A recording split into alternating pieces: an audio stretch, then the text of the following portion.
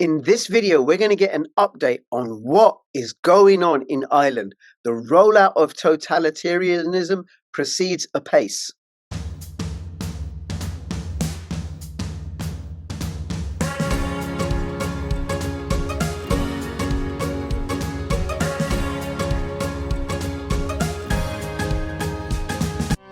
Take the first step towards online privacy. Get NordVPN. Hi, I'm joined by Eddie Hobbs. He is well, we're going to find out what he is, right? But in a moment, but he's from Ireland, and we're going to talk about what's happening in Ireland. Now, before I introduce him, please subscribe, follow me on Twitter, CryptoRichYT, join my official Telegram announcements channel. And if you're watching this on YouTube, please come over to bit.ly/CryptoRich3Speak or bit.ly/CryptoRichOdyssey. These are censorship-resistant platforms because I am shadow banned on both my YouTube channels. So come and support my work on these two platforms, and you get to earn crypto just for watching videos and participating and commenting. Okay, Eddie, thank you so much for making yourself available. Very welcome. And you used to be a TV news presenter or a financial or something. Yeah, I did quite, back in not too long ago. I did a program. I did quite a bit of television work, but one of them was it was a 4-part stand-up satirical program. It was basically 4 one-hour programs in front of a live audience where I basically went at the entire way Ireland was operating and run by the government through to the vested interest groups and the protectionism and so on. It was called Rip Off Republic, and the audience just kept growing from week to week, and eventually it became the highest grossing in terms of audience factual television ever on Irish state broadcaster, and that was it. I was screwed then because the controls came in shortly afterwards, which meant you could no longer look down the camera and tell an audience what you thought about something. They banned it basically. So I was by the time that happened, I was co-presenting a consumer show, and I remember I resigned on Twitter, and because the basic concept was that I would have to ask myself a question and go around the other side of the desk and answer it, and then come back around again and ask myself the next question. It was ridiculous, in other words. So the Broadcasting Act came in, and it meant that you couldn't say anything that was vaguely partisan or deemed to be political or anything, and I covered an awful lot of ground. 85% of the facts I presented came out of government sources. The minute the series was over, they wanted to have a parliamentary inquiry committee and to drag me before it to account for the stuff that I had gone through. I went through the hospital consultants and dentists and doctors and the pub lobby, and then of course into the way the whole development land. I said that Ireland was eating its young, and really that it was being run by a development land cartel. Where they didn't let me go, which I subsequently said later, is that's and we have another one in operation as well, which is the public sector unions. They're not unions at all, so that's a labour cartel. You can tell it from the premium that they're charging over the private sector, uniquely in Europe, charging a premium, even though the jobs are fully guaranteed and secure, and that continues on to this day. Overall, so that particular series really brought me into public attention. I had been involved for 13 years beforehand as a director of the Consumer Association of Ireland, and I was doing all that voluntarily, so that got me into the television role. And then, of course, as soon as I hit that, then that was basically the end of my television career. Pretty shortly after that, there was a gradual slide down. And then when we hit COVID, within weeks I did a big analysis on what I thought this was all going to mean from an macroeconomic perspective, and that was the last article I got published, really effectively, more or less, for the next 3 years. I basically said we're going to end up in a heap of inflation, and when the central banks came out and said that there's no inflation and it's only transitory, I knew they were lying then, of course, because they have far brighter than I am, and they knew it was going to be inflationary. Sure, it was qualitatively and quantitatively very different from what had gone before, and it was straight into the veins of the economy. All of the people that had been pumping, the idea of MMT, including in Ireland, salivated at the prospect of this happening. But of course, it created inflation, and inflation ran out of control, as we know. So the bottom line is that I think it's not really properly understood, but the effect, certainly in Ireland and everywhere else in Europe, from what I can see from the numbers, is that the overall level of debt, the excess debt, has fallen by about 20% by the time we're sitting down to Christmas this year. That's been the loss in the real value of money over the period. So therefore, debt has come down by that level as well. And I think it was deliberately engineered to do that. And that's where we are. So I've been looking at all sorts of linkages. I've been out to the extreme, hung around with the nuts, and I do my own podcast series called Counterpoint: The Search for Wisdom Among the Dissenters, because it's where the dissenters gather. That's where the wisdom is. Yeah. And I eventually found a framework that helped me understand why the vast majority of the population are in not in a bubble. They're in an illusion, a delusion. You would say, well, that's a very dramatic statement to make. But Eddie, before you go there, Eddie, before you go there, thank you so much for all that you said. Right now, I listened to your recent interview with Judith Curry, Dr. Judith Curry, on Counterpoint. I'll have a link to your channel on your Twitter and your in the description below. And I do invite people to go check you out. And also because you've only just recently started your channel, I understand. So please go and subscribe to him. And then what I would recommend, Eddie, what I suggest you do if you haven't already, is you open accounts with ODYSEE, Rumble, and BitChute. They will automatically grab your videos from YouTube and upload them onto those platforms. And then if you open an account on bit.ly/CryptoRich3Speak, that is fully decentralized. Okay. You'll have to upload it fully censorship resistant, because some very interesting things are happening in Ireland. Now, I just want to say something. I said it to you privately over a WhatsApp message. I want to say it publicly. So I grew up in and a bit more to it. I grew up in a part of London, northwest London, which has a very, very large Irish community. And so I grew up with Irish friends. And I've always had a soft spot for Ireland. I've been to Ireland not enough times. It's beautiful, beautiful country. And also just have a lot of just the Irish people generally are just lovely in my experience, right? So I watch what's been going on in Ireland. I still have friends in Ireland, and I've been horrified by the rollout of tyranny and totalitarianism. And also what's coming down the line. Now, you were about to say something about why why the framework. So it all started because I wasn't really. I find it very hard to buy into the idea that there's a kind of a Hollywood group of people that meet, in dark rooms and computer screens everywhere, and they're plotting all of this. I mean, there's agendas at play. I mean, this is where I am on it, right? And so I ran across the work of Matthias Desmet, the professor of psychology at the University of Ghent, and he did a book very, very recently, which is called The Psychology of Totalitarianism. I have it here. That's it. Right. And I studied it. I mean, when I read a book, I mean, there's hardly anything left on any page that hasn't been heavily underlined and drawings and all the rest of it. And then I summarize it. I kind of write a note to myself at the end of the book, and then I kind of internalize it. And I just thought it was fascinating. And what's fascinating about his work is that his work was grounded in all of the work done by Hannah Arendt. And she was very famous, as you know. She was at the Eichmann the Eichmann trial. I think it was 1961 in Israel, where they got him. And she wrote The Banality of Evil at that stage. So he completely immersed himself in what happened in Stalinistic Soviet Union, and of course in what happened with the National Socialists in Germany. But it also happened in Italy, and it happened in Spain, and it happened in other places. She just happened to pick those. So he's come up with a framework, and it's really interesting because what it actually tells us is that he says that there's a number of conditions that have to exist in a society for mass formation, what he calls mass formation, a mass psychosis really to take place. The first thing he said is that about 30% of the population need to feel quite alienated, high levels of loneliness, separation, and just feeling that they're really not part of what's happening. They're not in it. They're sort of in the tribe, but they're not in the tribe. And then that gives rise to a feeling of what he calls free-floating anxiety. In other words, you're anxious. The lockdown did that because it separated us. It separated us from family, friends, community, but also from religious observance.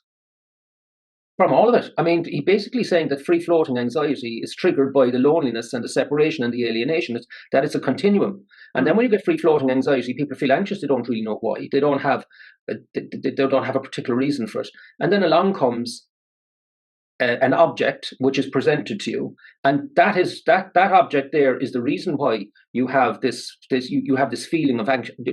Not that you're told that you were anxious, but that's really the nub of your issue. And then the people that don't have a sort of a direction strong direction in their lives, they're unhappy at work, they're just unhappy, they're anxious, they're not sleeping well, they suddenly have a reason for it all. That's the reason. And that becomes the sort of the target, the enemy, if you just call it that. In this case, it was the virus. Before, it would have been the Jews. In Soviet Russia, it would have been the kulaks, and before that, it would have been the whatever was left of Imperial Russia. They were the target.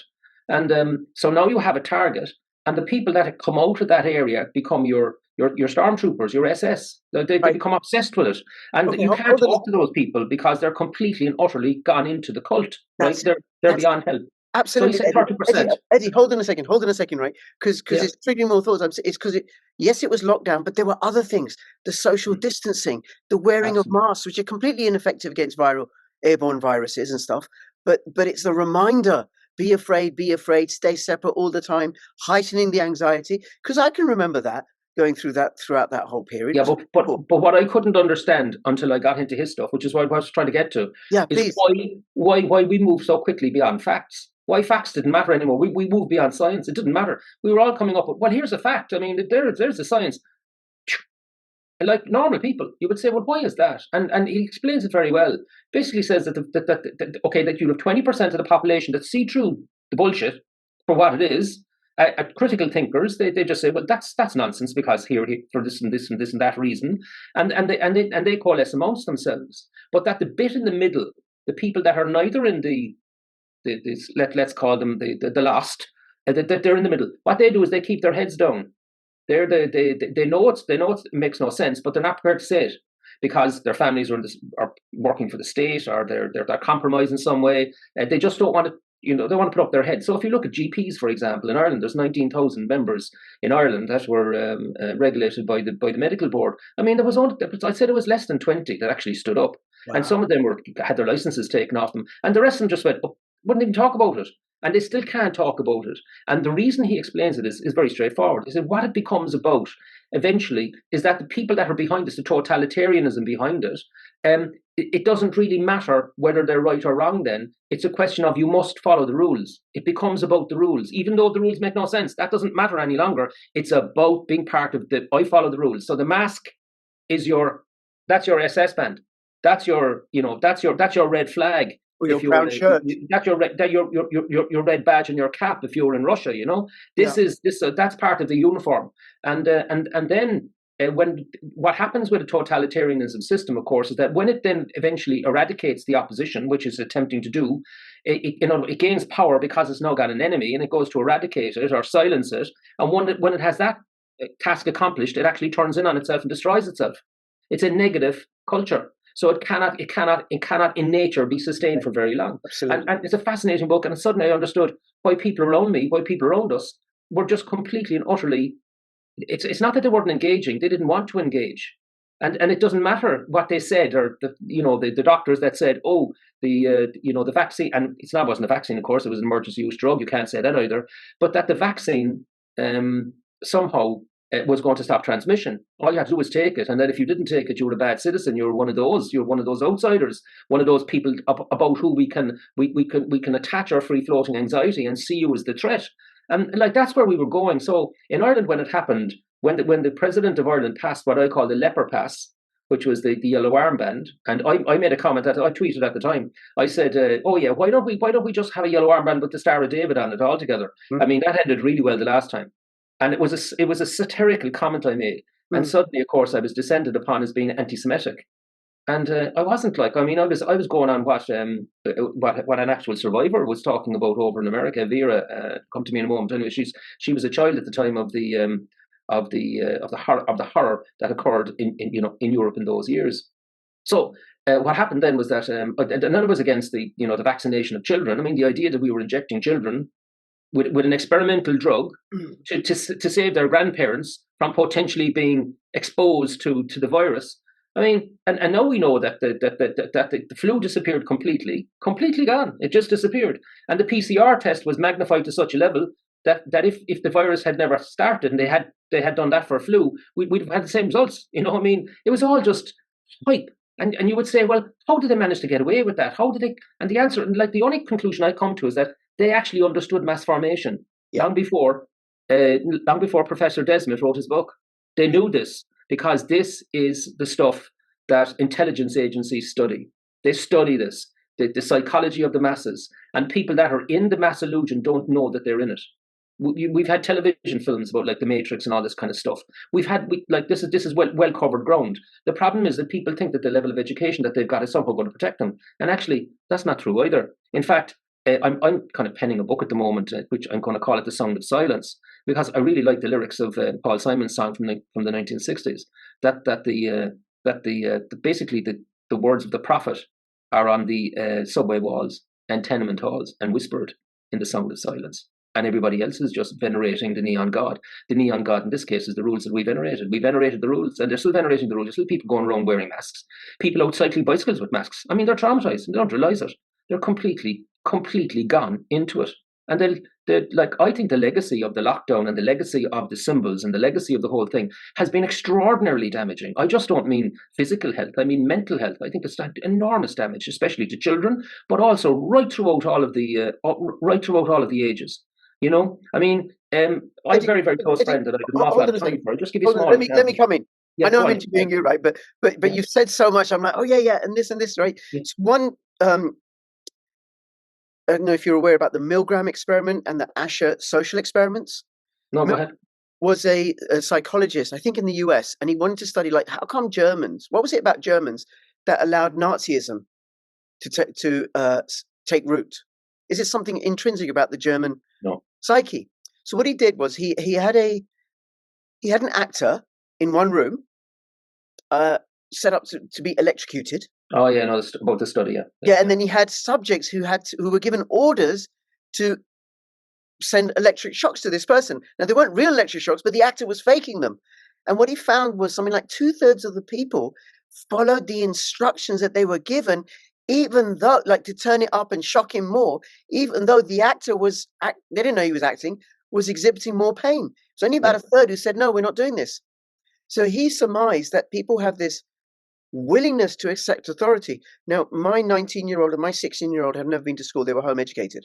Right. And one of the reasons is because I dug into school and what that does. And what I can see, what you're talking about, suddenly occurred to me, is that we have what happens in school, where we're trained to follow instructions. And then you have a rump, the disruptive students, the ones who bunk off class and don't do their homework and everything. The centers, yeah. Right?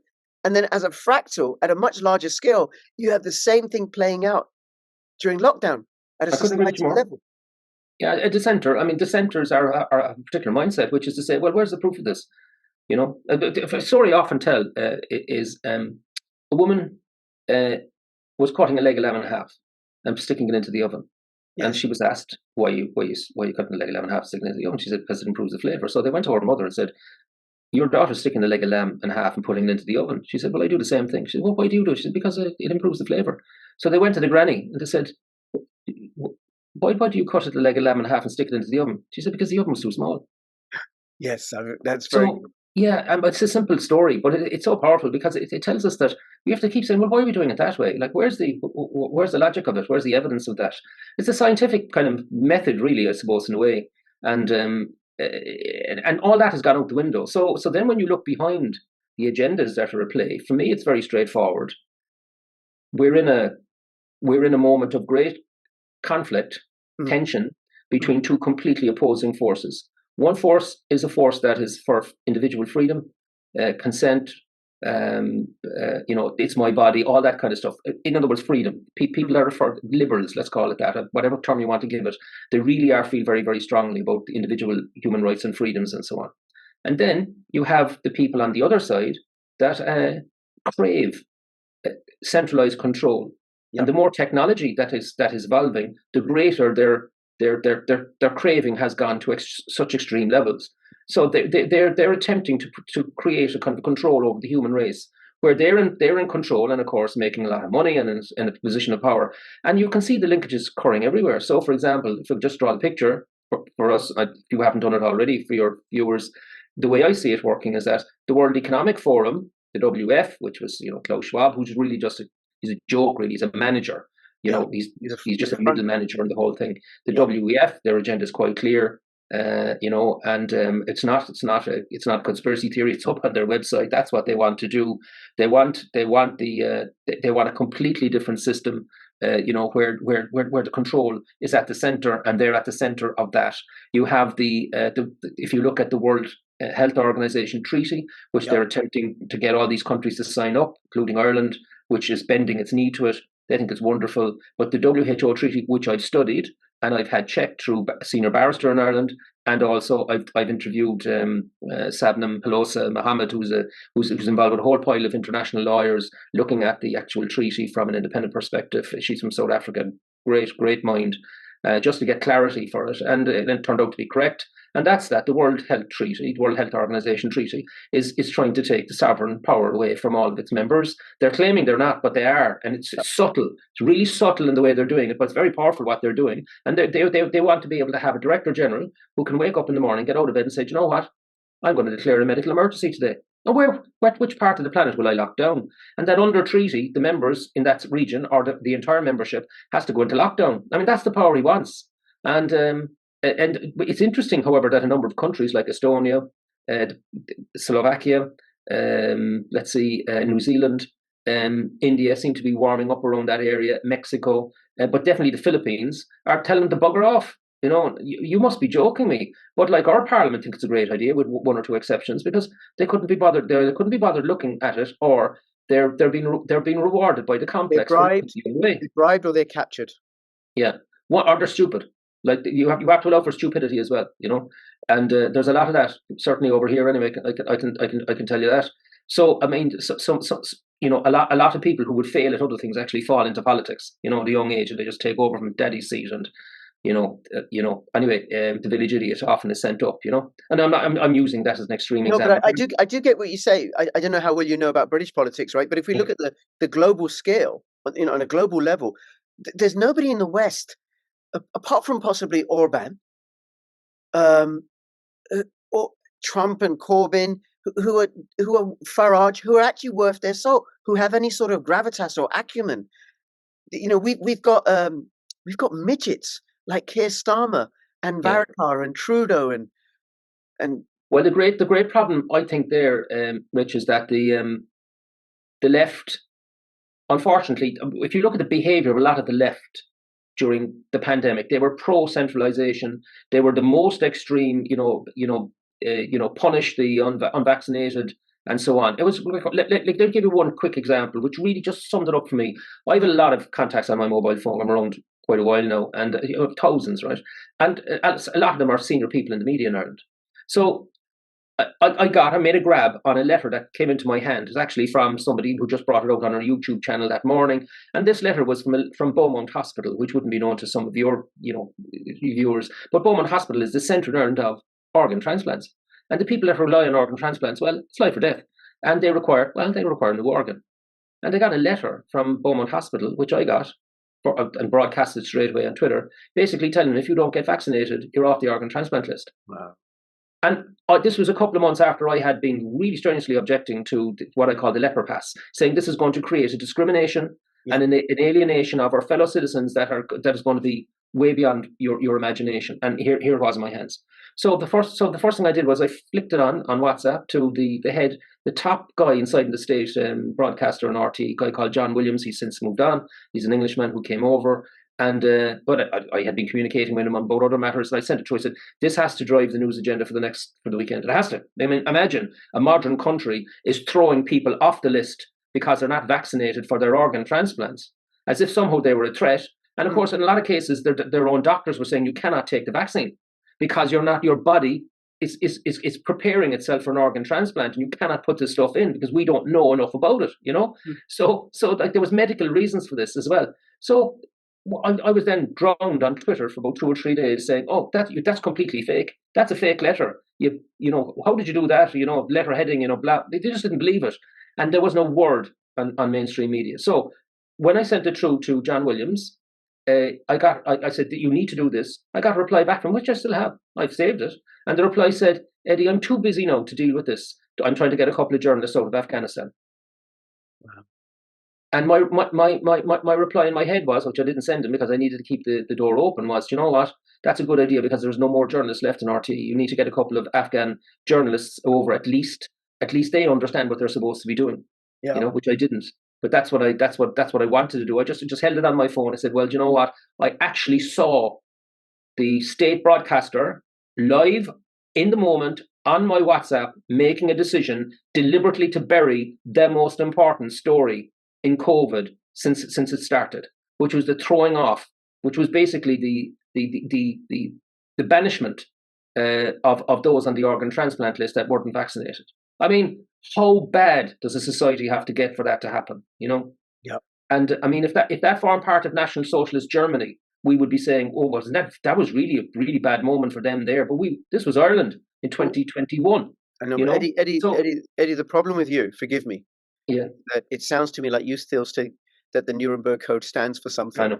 kind of. My mistake as well, right? Yeah. So then when you look across then the UN, the EU, the Bank for International, well, leave them aside for a second. They want digital ID. The Bank for International Settlements, and therefore all the central banks, we want central bank digital currency. And then, of course, the WHO are making climate change part of, they can use that as an excuse to declare a medical emergency, right? So you can see how all this links up. So you have your digital ID, you put in your central bank digital currency, you have to have your health passport in there as well. So now you're being completely controlled. Your medical information, your spending, your movement, and of course your carbon limit. And no, you're owned. You're now a slave. You're a serf. Call it what you want. Say, well, I've freedom. I can move. You're a battery hen. No, because they've got the LTNs, the low traffic networks, and the 15-minute cities, and then the central bank digital currency. They can stop you spending when you're too far away from your house. Yeah, but the thing is, when you get into Matthias Desmet's thinking then about all of this, and you look back into history, you'll say, well, where is the moment when the mass in the middle just wake up and say stop? And the answer is they don't wake up and they don't say stop, because they're waiting for the next fellow or woman to do it for them until it becomes their turn to be taken out, to fall over. Because if the masses aren't prepared to stand up for themselves, then they're prepared to give up they're actually prepared to surrender their freedom for the feeling of security, the false feeling of security that all of the propaganda is creating.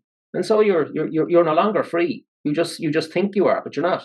And that's where we're going. Now you might say, well, why would they want to do all that? The answer is because they want to get fabulously wealthy and even more powerful, and and have transgenerational power that will go on for ever and a day. Now, will they succeed? And the answer is, I don't know. I don't know. There's a battle. This is going to go on for a long, long, long time. We're only at the start of it.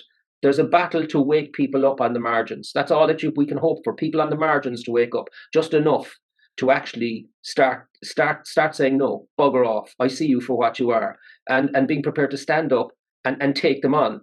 I don't mean in with violence or anything like that. I mean take them on in debates and academia. Just take them on and show them for what they are. And then the most powerful weapon that we have on our side, and I'm absolutely convinced of this, is comedy and the comedians and satire. Because when you start, whatever about intellectually debating the others, because they have so much power, they can say, well, you're a conspiracy theorist or you're this or that. But when you start laughing at them, and if you can get the crowd to laugh with you, their power is finished. And we know this from history. We also know in the Celtic tradition, the most powerful person wasn't the king or even the druid, it was the bard. The bard was the power. So if the bard gave you a bad write-up on a poem or a story, you were gone. Didn't matter how much power you thought as a local king, you were finished, because the people were laughing at you. And once people laugh at you, your power is gone. So I think that we can get more humor, more satire, more drama. I mean comedy drama, and just laugh at them. Laugh at the stupidity of some of the stories that come out in the Guardian. Laugh at the headlines of the wokeism type. Just laugh and keep laughing. And just laugh at them. That's the most powerful thing we can do. That's very good. That's very good, Eddie. I never thought of it that way. But going back to fractals, what hunter-gatherer communities did, if somebody in their community, did something that they shouldn't have done, like didn't share the food properly or whatever, that person was ridiculed. I remember watching this TV clip of some hunter-gatherers. They went out on a hunt, came back a few days later, and all these men had captured was a sparrow. Right? Yeah. Oh, the ribbing that they got. The ribbing. Oh, you big hunter now. Right? Yeah. So that's shame and ridicule, because we don't want to be ashamed. We want to be admired. Yeah. Being laughed at is the antithesis of being admired. That's very good. But just on whether they're going to win or not, I'm clearly I'm of the opinion they're not. They're already losing. Yeah, I think so. Yeah. They wanted to lock us down for 10 years. Hmm. But there were far too many people waking up. Their injections didn't work because it hurt too many people too quickly. So there were people like you and I who were like, no way I'm having that. But then, we know friends and family who had one, got hurt. They woke up. And the people Yes, they did. Yeah, around but them woke up. I think, Rich, you have to be careful, I think, too, to understand that people that actually have been caught, like the hardest thing for people to accept. I'm talking about myself. I've worn this T-shirt many times. Is that you were actually completely wrong. You were delusional. I mean, not, like, I can tell you my moment. I was invited very early in the whole process to a meeting by a doctor that I hardly knew. I know him very well now. We're very good friends now. In fact, I'm meeting him tomorrow. A bunch of us are going off for the day. We're having a boys' day out, and I can't wait for it. It's going to be great. Good. And so he asked me along to a meeting that was taking place in his house, which is about 10 miles away from where I live. And I went along. And this was very early stages in the process. And there was about 20 people gathered. Their wives were there. There was children running around. There was no masks. They were shaking hands and hugging each other. And I was there. And I was now, even though I was like halfway along, I was there in an absolute state of shock, right? I was shocked. And then I suddenly realized, Eddie, you've been hypnotized. Yes. Like, it was a moment, I was like, Jesus Christ, I've been hypnotized. And it was a real shock to me, a real shock. And I don't know if I hadn't gone to that meeting, would I have actually woken up at all? I don't know. I did. Completely, because once you begin to see this, you can't unsee it. It's everywhere. It's it's just everywhere. In fact, that's a very good quote. Actually, it's on the back of Matthias Desmet's book, and it's a very interesting source, right? He said Matthias Desmet's theory of mass formation hypnosis is great. Once I kind of started to look for it, I saw it everywhere. Eric Clapton. Because he woke up after being injured. He took the injections and woke up after getting injured. Well, what I noticed for myself, because I have a large family, not large enough because they're all wonderful, my family members. I love them dearly. But, I was one of the few voices saying no, perhaps the only voice in this group of cousins in the UK and the US saying, no, don't take this, don't take this, don't take this, don't take it. And I got a lot of pushback. Now, no pushback. And in that group of cousins, that WhatsApp group, there's two that I know who've been hurt by the injections. So pretty much everybody's like, okay, no more. We're not having this anymore. And some of them have had 2 or 3 or whatever. So they've now moved over. They may not be public about it in the way that I am. But I know for myself, I bought into lockdown and the masks and everything for the first 6 weeks.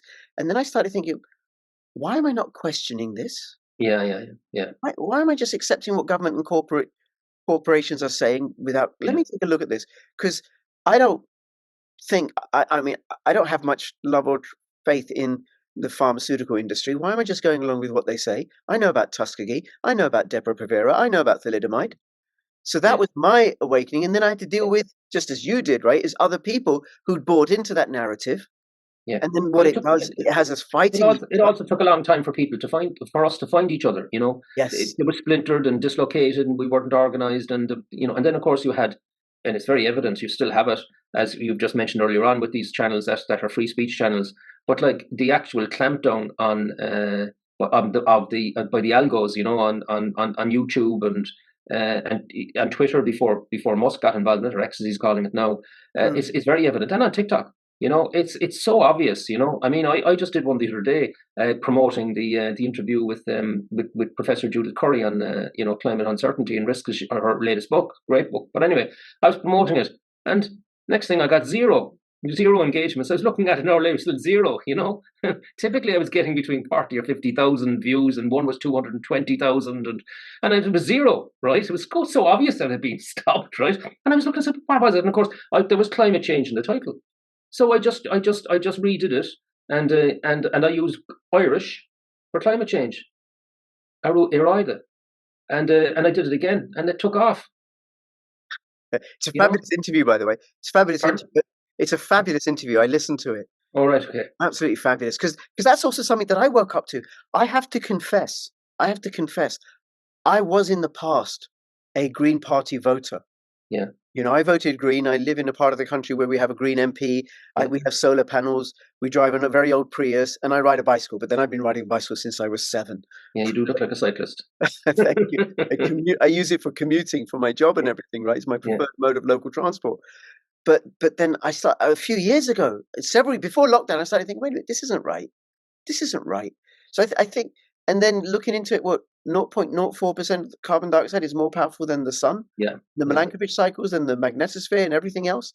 It makes no sense. But again, that's another But attempt we're at mass brainwashed. formation. We're And you can hypnotized. see it, the fear, the propaganda, fear, fear, fear. And then we have the solution, IDs and carbon limits and limits to this and limits to that, except for us. I mean, it's so bloody obvious. When And but when you were talking earlier about the psychology of totalitarianism, yeah, what I noticed that people missed is the sheer hypocrisy. yeah, absolutely. Yeah. So recently it came out in New Zealand, Freedom of Information, that their 11,000 politicians and establishment bigwigs got exemptions from the injections, and this is while Arden was pushing the injections like crazy on people, Yeah, right? yeah. But not so rules for thee, but not for me. And then they go to COP28. They fly by private jet, but we're not going to be able to go away Well, I more would, than 15 minutes from our home. I would, if I was Arden, I'd be very concerned, because if the data that the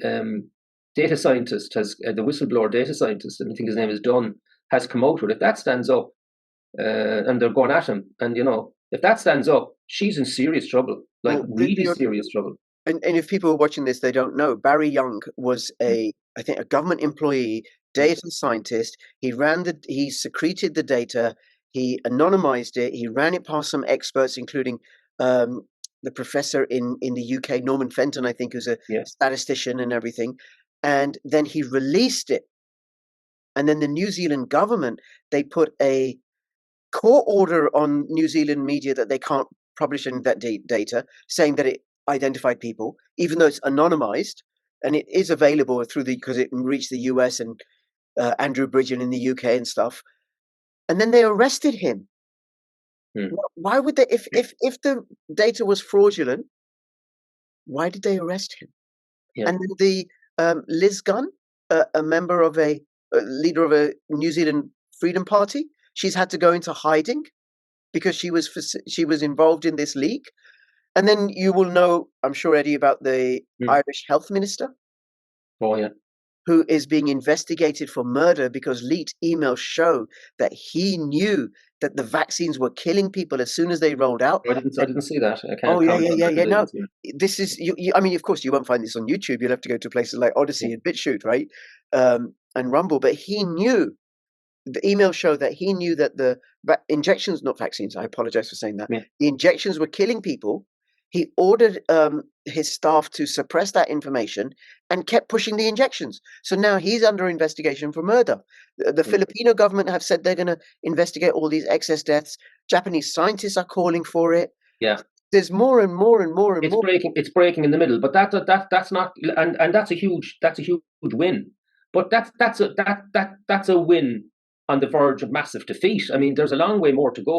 Like you're still looking at the World Economic Forum, the Bank for International Settlements, the central banks, and the powers behind that. The ownership of the media is still there. I mean, we have to set up an alternative media. We have to set up. But this is what has to happen. I think we need Yeah. an alternative media, an alternative economy, a way of trading between one another, where we can basically boycott the firms we believe that actually were involved in all of this, and hurt them. Is the only way of doing it, and that takes a massive amount of organisation. It's going to take a long time, but I think you're right. I think the winds of change are there, and they'll try to come back.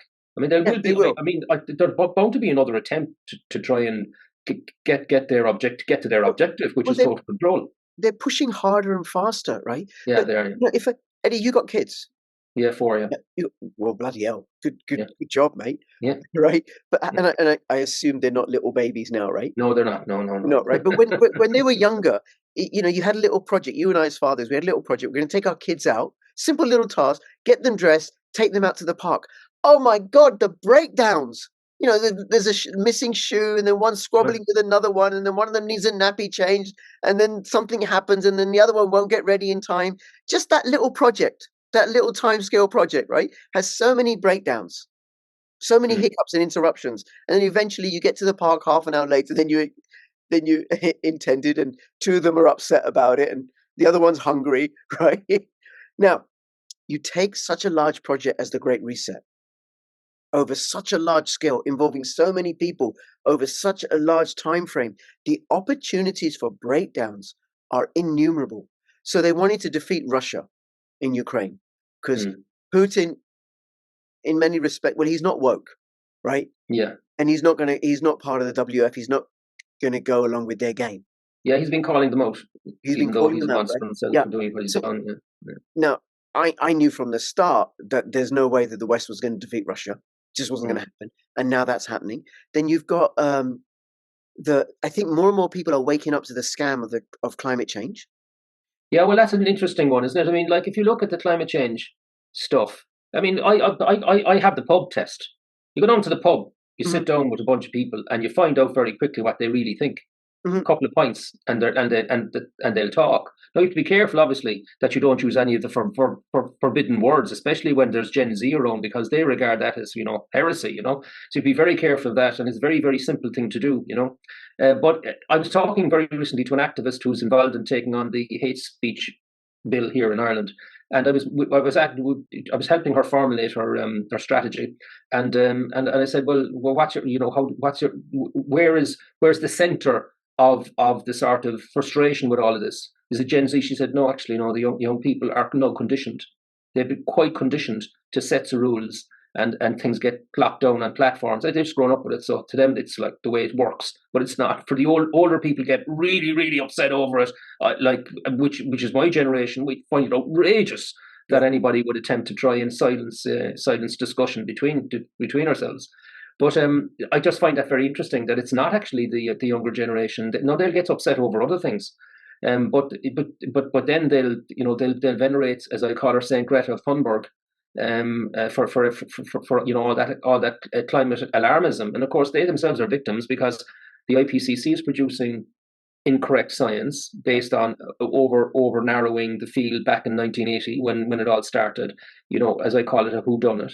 They decided the actual murderer is fossil fuels, and then they spent the next 40 years building the case against fossil fuels, and just ignored everything else, just filtered it out: the suns, the solar radiance, the oceans, the volcanoes, and of course natural variability. Doesn't matter. It's fossil fuels. That's the job. Well, we're going to hang them. Yeah, we're going to get that. We're going to get that murderer by hook or by crook, and then trying to frighten everybody into it.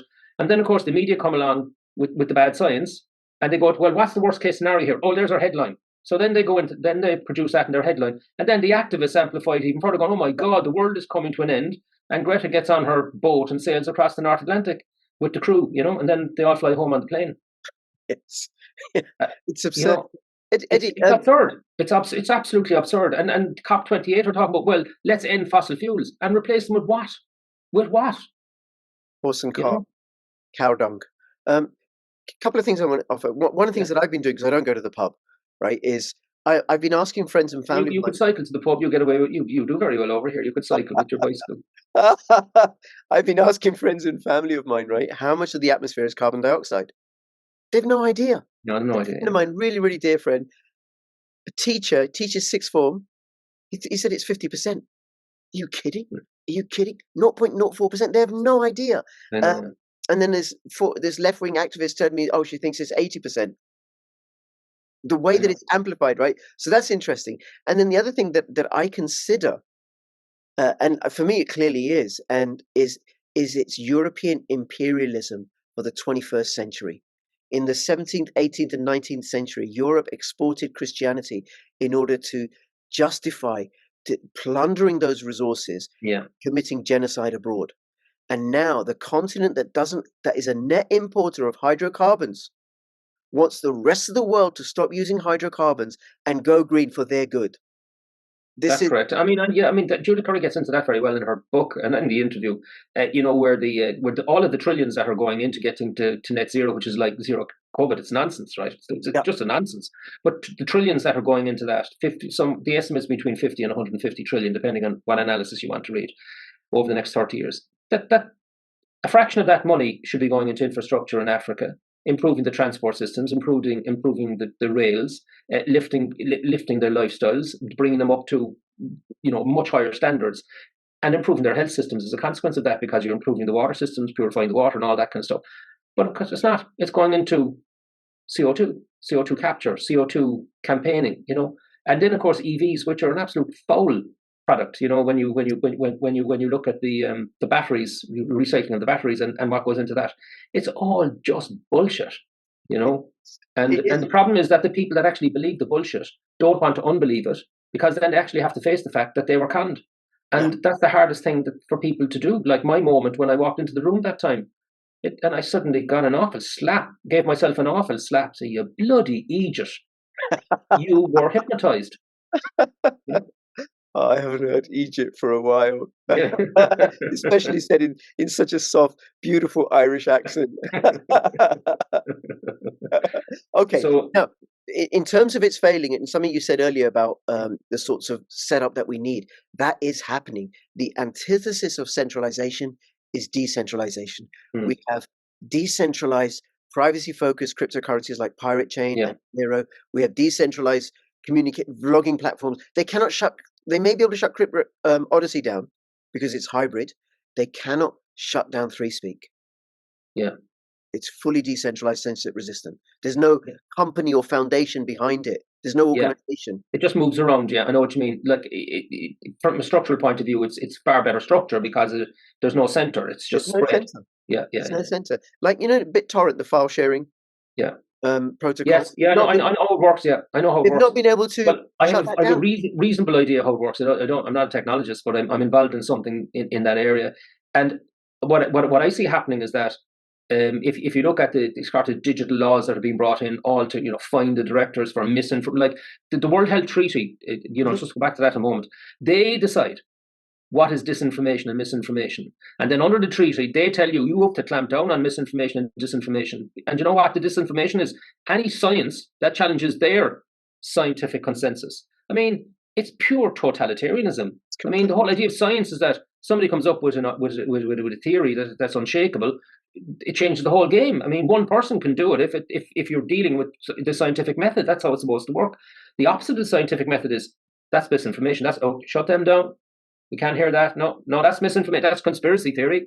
Shut them down. And that's the power they want. It's quite obvious, and people are saying, I mean, we have these nodding donkeys over here. I have one, from the Department of Health, Senior General Secretary, saying, oh, yes, Ireland think it's a great idea. Great idea. And you know what? When it comes, the Cabinet will approve it.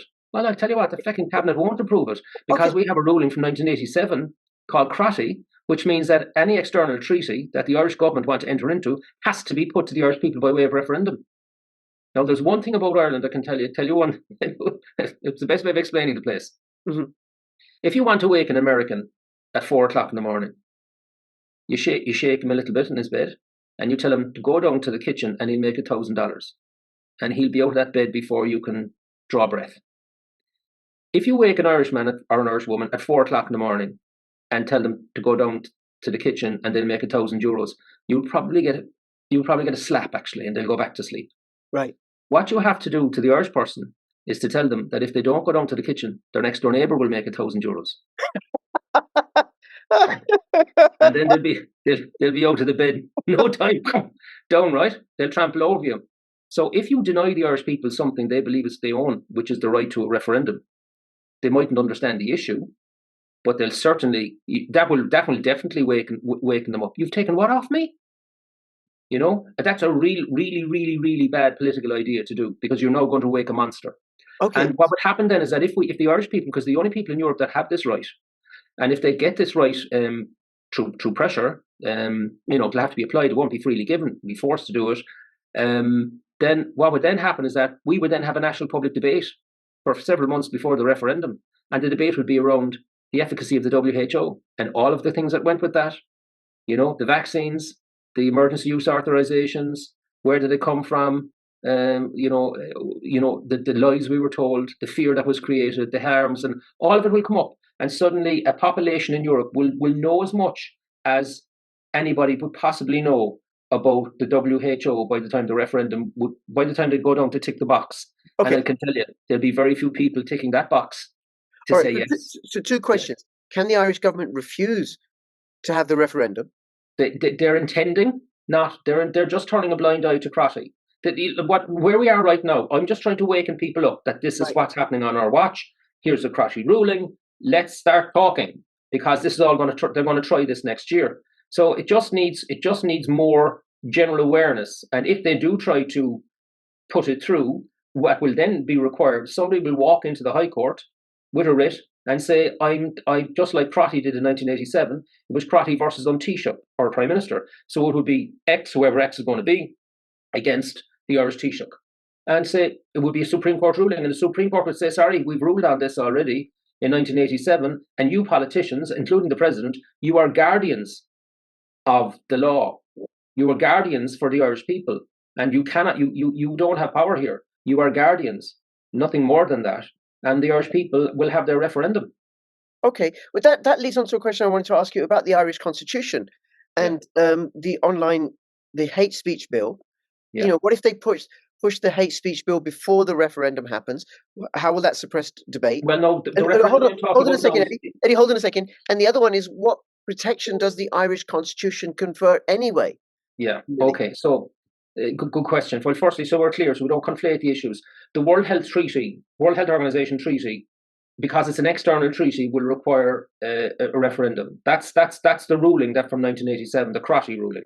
Right. The hate speech bill is local legislation, which is taking an EU directive and then modifying it and making it crazy, which I'll explain in a second. And they're trying to get that through the Irish Parliament in around the middle of January.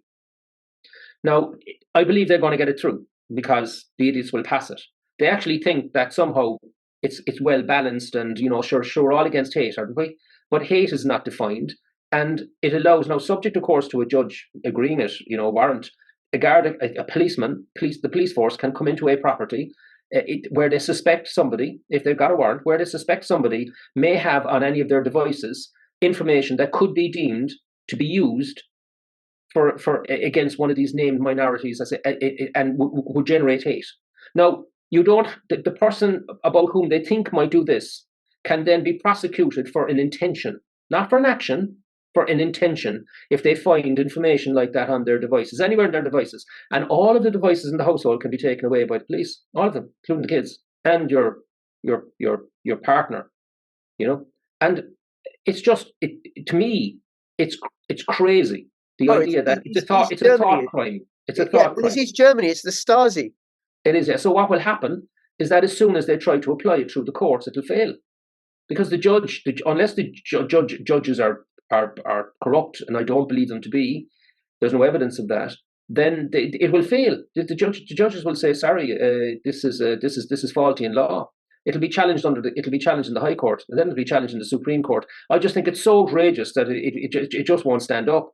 And the Gardaí, of course, will do their duty because they're mandated to do that. They're following orders. But once it gets to court, I think it'll start falling down. I'd hate to be the public prosecutor that's actually asked to take the first case, because that could be the end of their career. Yeah, because my understanding is, if, for example, I have a web page open for Zero Hedge and I'm reading an article that's critical about open borders, then I could be in violation of this proposed hate speech bill. Absolutely, yeah. I mean, yeah. That's just. I mean, that's North Korea. But hate isn't defined, right? No. So and that's the start of it. Like I hate the suppression of my freedom. I know, but so she might say, well, why is it happening in Ireland? Well, it's happening in Ireland. He would say, well, why did the Irish political set decide to embellish what seemed to be a reasonably normal directive around hate speech and turn it into what we've got? Well, join the dots. What is the American technology platform outside of the United States? Answer: the Republic of Ireland. And where is the Data Protection Commissioner in the EU? And policing all of this. Well, that's in Ireland as well. So that's why Elon Musk is very concerned about what's going on, because he can see it for what it is. This is just another part of the jigsaw they're trying to slot it into place. So that's that. And then, of course, I then think that that Ireland next year could become the battleground for the WHO, their worst possible nightmare, which would be a national referendum looking at the track record of the WHO. And who's behind? Who did you say is behind it? Where did they get their money? Do you ever hear Bill Gates? Oh, he's not. He doesn't put. Oh, he's the second biggest contributor. Did you not know that? Like 600 billion. Yeah, small amount. I'm sure he doesn't get much influence. Wouldn't buy much influence. No, he happens to be one of the largest investors in the pharmaceutical industry in the world. But sure, that kind of conflict of interest wouldn't. He'd be such a great man that wouldn't cross his mind at all. I mean, she's Saint Bill. Yeah. Okay, Like it just doesn't people don't know any of this stuff because mainstream media in Ireland, which is shocking. I want to talk about them for a minute if I can. Sure. Which Fourth Estate in Ireland completely deserted the Irish people. I keep saying deserted them. Where are they gone? They're writing just bullshit articles about bullshit issues and bigging themselves up. But actually, the journalists are no longer there because if they were, they'd be covering all of the stuff that is coming up all over the world on the other side of COVID, and none of it has been covered. Excess debts, that doesn't happen here. It's just playing along, and that's why Desmond's book I found so interesting, because they're part of the rules are the most important thing. The fact that they're wrong, that there's no science behind them, irrelevant. They worked. We're heroes. We defeated the enemy. We did an right. And so journalism. I know I try to deal with editors all the time, and they just won't take stuff. They just won't take it. Yeah, it's the same deal in the UK. Same deal in the UK with the media, like not covering the excess deaths, not covering the injection injuries, not looking analytically. Yeah, both sides of the argument about the climate engagement agenda. It's frightening. Journalism is dead. I remember when I went to my first meeting, they asked me. I said I can only talk about media because at the time that's what I was looking at. I could see that in the early stages of the pandemic in Ireland what was going on, and I went to check it out, and it was validated for me. I mean, I can tell you that story. So I could quickly see that the Irish Times, the paper record, the Irish Times was getting leaks from the civil servants to tell them what was planned for the next day to be announced by the government. And then the Irish Times, brilliant journalists that they were, would have their front page on what the government was thinking of doing, based on investigative journalism by the Irish Times journalists, of course. No, I mean, not God forbid that they might have been regarded as just a propaganda arm of the government, but that's what they were. And then RTE would then, in the radio bunker at 4:00 in the morning, would decide what was the most important news item of that day. And guess what it was? What's on the front page of the Irish Times. And they'd start their news programme in the morning, it says in the newspapers, and they would be straight into what the civil servants wanted everybody to see as the most important item on the news that day, but the civil servants didn't have their names near it. And then the politicians would then be given the whole day to get the public reaction to whatever was in the ether. And that would be carried on every radio station, regional radio stations and so on throughout the day. And by the time 7:00 would come around, the NEFID, which was our Politburo, Health Politburo, would meet, and then the two breathless journalists, Lee and Bowers, would come out of their meeting. And I said, this is like the last scene in every Hammer horror movie that I used to see as a young fella, when the vampires always appeared at the end in the graveyard scene with the fog, and they'd come out, and all they were short of white makeup and fangs, scaring the shit out of the population about whatever they were being given to scare the shit out of them with. And I was watching this going on. I said, there's a circle going on here, because I could see it. Just you get used to this. You could see it like looking through a pane of glass. So I rang an agent to 7 of the major presenters in RT, and I said to him, I know him well enough to have a private conversation with him, and I said, listen, this is what I'm seeing. He said, well, you're absolutely right. He said, my 7 presenters were called into a meeting, and they were told this is how it's going to go down. Then that you just don't interview. You just stick with the party line. Yeah, Ireland was at war. You just don't question. You just follow orders, and that's what they did. And I imagine they got a lot of funding from the government, a lot of money being printed. Well, RT, which is absolutely burst now, made money in only 1 year, in like 30 years or 20 years or something very long, and that was that year. Wow. And how did they make their money? The radio advertising from the health executive all around COVID. And where were the mainstream media making their money? The advertising around COVID. So the food on the table and mortgages were being paid to follow orders from the state. That's what happened. And journalism died in Ireland when that happened. It's just dead. Yeah. Now, journalism is alive. I know, but it's not there. In the fringes, people like you, people like Jimmy Dore, people like Tom Luongo, people like the channels like the Duran, right? Eddie, you and I could probably talk for ages and ages and ages, because there's so much going on, right? Really, really appreciate you coming on. I'd love to have you back on again. No problem. For regular updates. Is there anything you want to say before we finish up? I would say that I remember years ago there was an act in Ireland called the 1987 Groceries Act, and it was a piece of protectionism. And in 2005, it was still in existence. Nobody really knew about it, and I put a spotlight on it on Rip Off Republic, and I told people to object to the 1987 Groceries Act by sending an item that was on the list to the minister responsible. He's now the Deputy Prime Minister, Micheál Martin. He was the Minister for Enterprise, Trade and Employment at the time. And the item, they got thousands of these items in the post. And the item was nappies. Thousands and thousands of nappies were posted by ordinary people into the minister, basically telling him to get rid of that bloody act because it's keeping the cost of groceries up and it's protectionism. And you just send a nappy. And then everybody thought it was great fun, and the media were covering it until a few dirty nappies started arriving in the post. But 2 months later, the government repealed the 1987 Groceries Act. And do you know why? Why? It's very, very simple. We have 166 members in the Oireachtas in Dublin. Thousands of nappies came in. There's far more of us than there are of them. And they are terrified when they see us in large numbers. Terrified. It changes everything.